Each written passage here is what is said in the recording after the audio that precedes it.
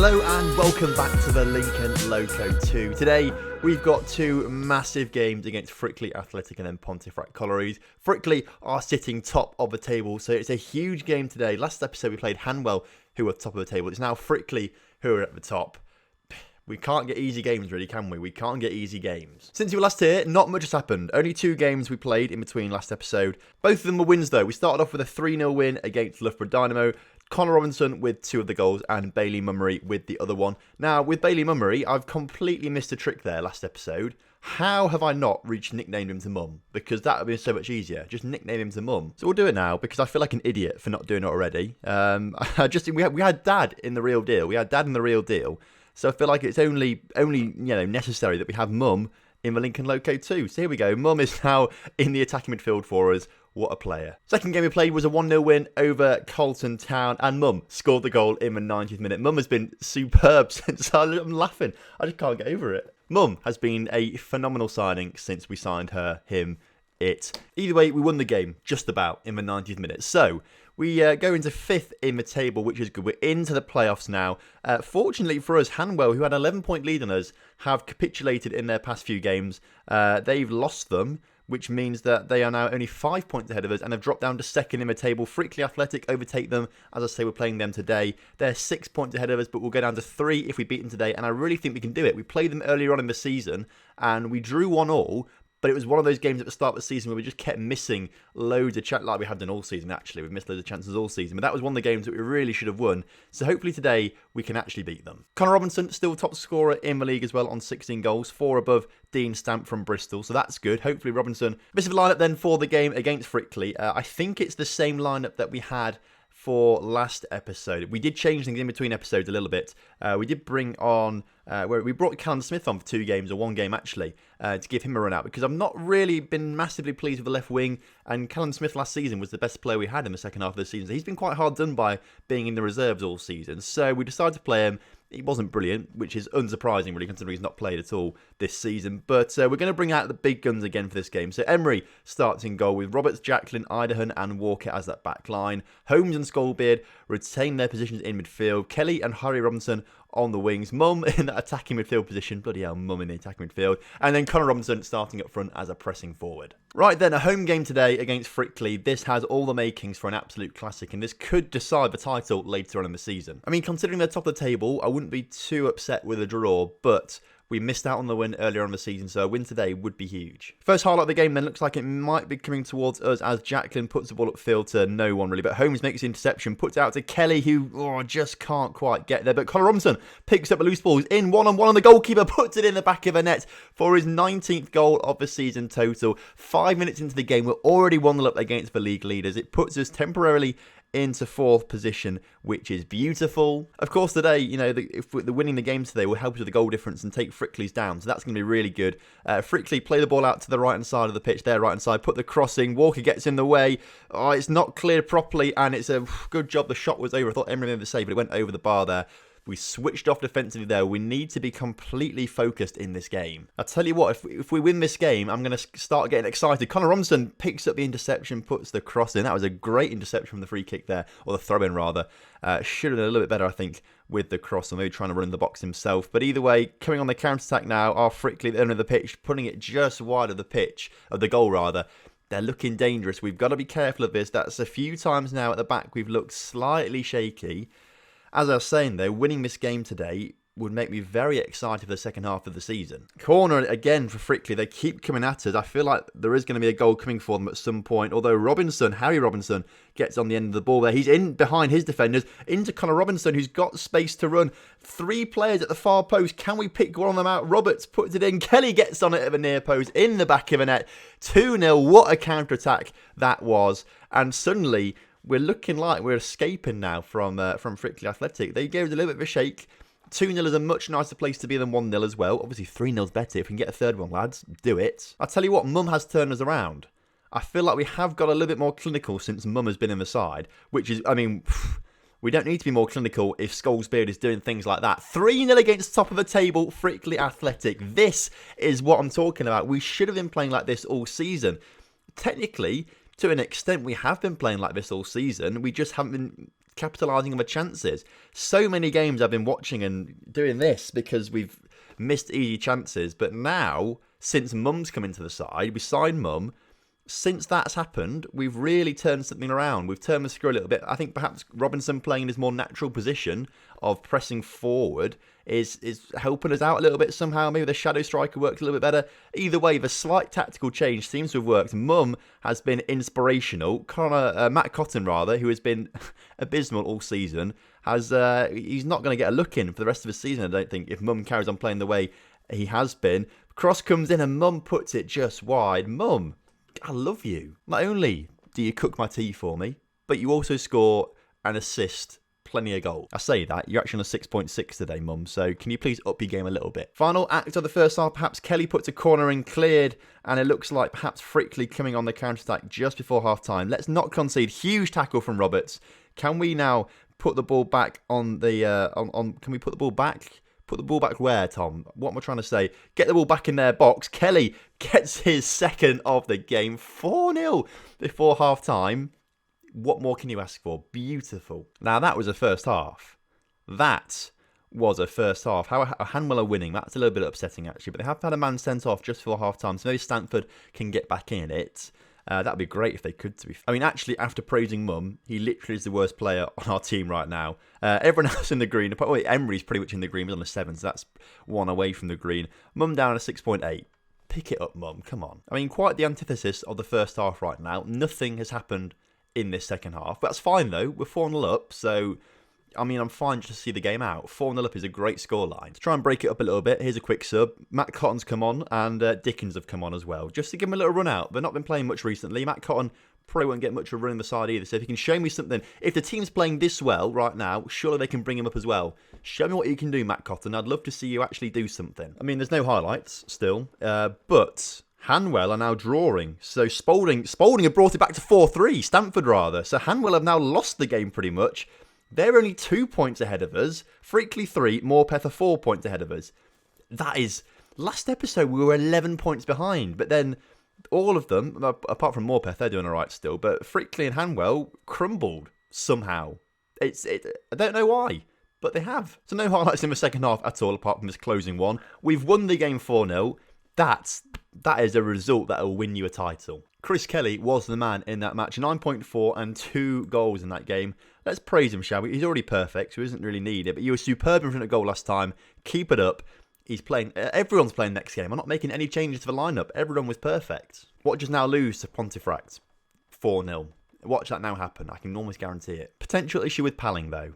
Apparently he's a bit upset because he's not playing games recently. Well, let's discuss it with him then. Any concerns at the moment, mate? What do you want? I'm worried about the first team football, but the fact you're willing to chat about it makes me feel a lot better. Thanks, boss. And that's that. I mean, okay. Here are a lot of players on my shortlist that will never join us in the next few seasons because they're too good still. They're way above our level, but it's nice to know that they're ending their contract soon. Potentially, we could try and get in there. These are all the ones that are coming to an end for us. We've got some decisions to make. To be fair, a lot of them will stay on. A few of them will go. Let's sort it by ability first of all. Matt Cotton will stay. Mum will stay. Robinson will stay. Bradley Roberts will stay. Jake Walker will stay. Michael Jacklin will stay. Palling is a maybe. Holmes will stay. Scholes-Beard will stay. Reagan Hutchinson, if he's on £30 a week, will stay. In fact, I think everyone... Emery will stay. Fulks maybe will stay. Curtis Round will go. Everyone else down here will go, I think. So most of them will stay, hopefully. I'll offer contracts sort of in between episodes because it will take a long time to do it now. But, we've done very well this season. I think most of the squad is capable of playing the level above us as well. So if we can keep that core squad together, they all know how to play football with each other.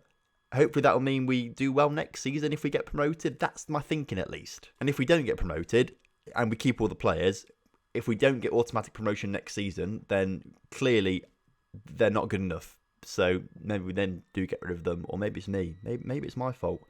Maybe I should take responsibility for once in my life. Maybe that's something I should do. The board, about time, have offered me a new contract. The vision, we don't need a vision right now. We'll accept the current vision.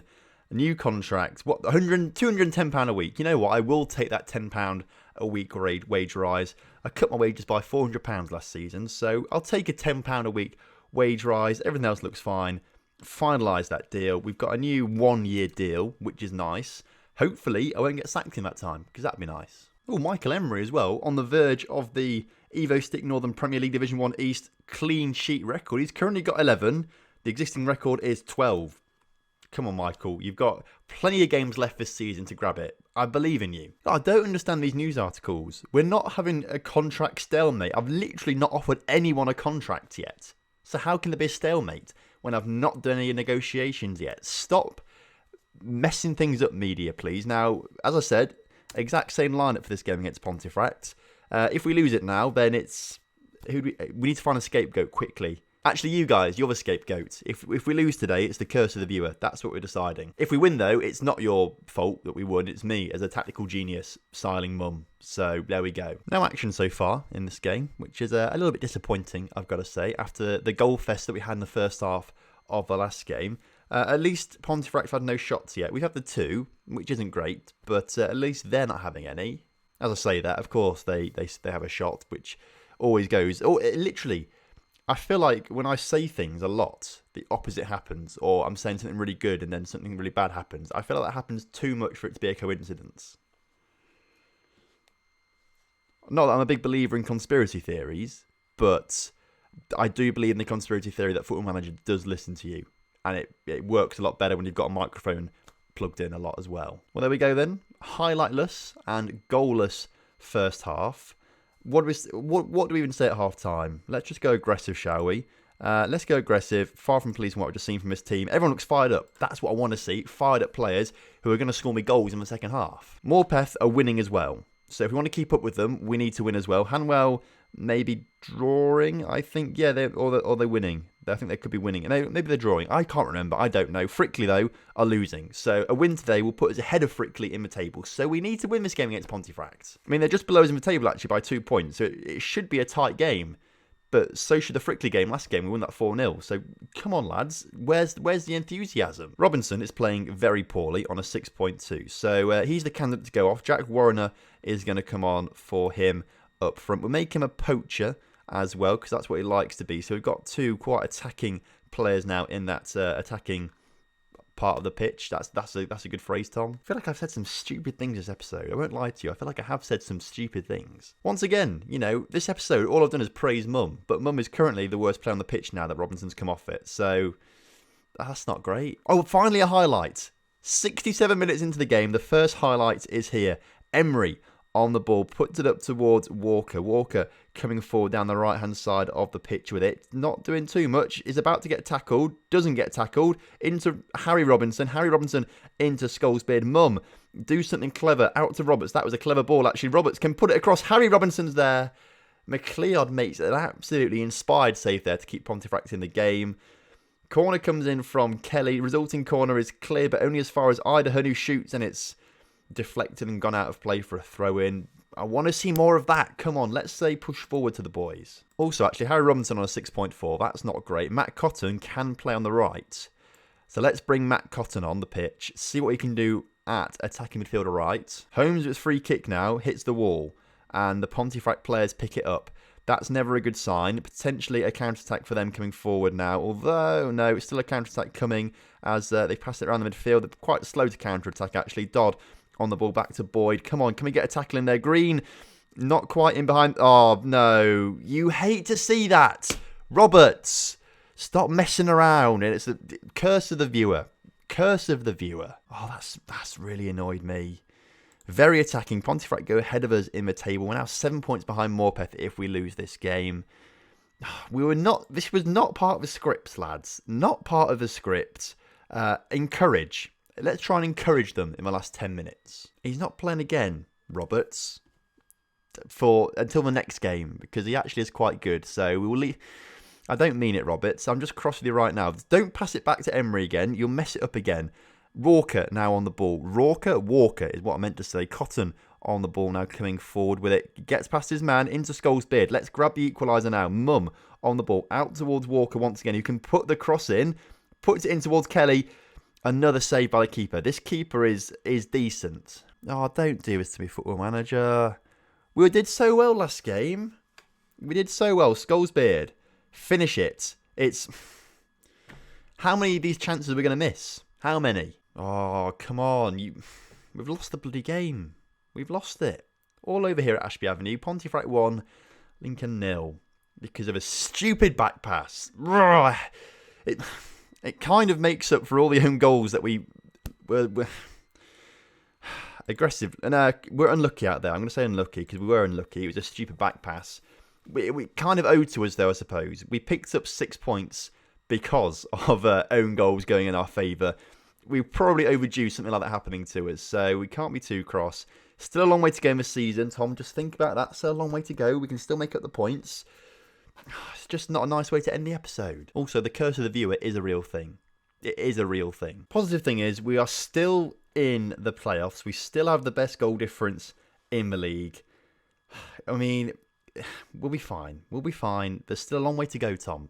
Positive thoughts. Monday then is going to be next episode. I reckon what we do is maybe go for... How long is left in the season? Okay. I reckon we maybe go for Mickle Sports and Morpeth Town. I think that will be a good game to go for next episode. Morpeth top of the table as well, so hopefully we can do what we did today against top of the table Frickley and beat them 4-0. Thank you very much for watching today's episode. I hope you have enjoyed it. If you have done, make sure you do drop a like on the video and subscribe to the channel if you're new around here so you never miss a video.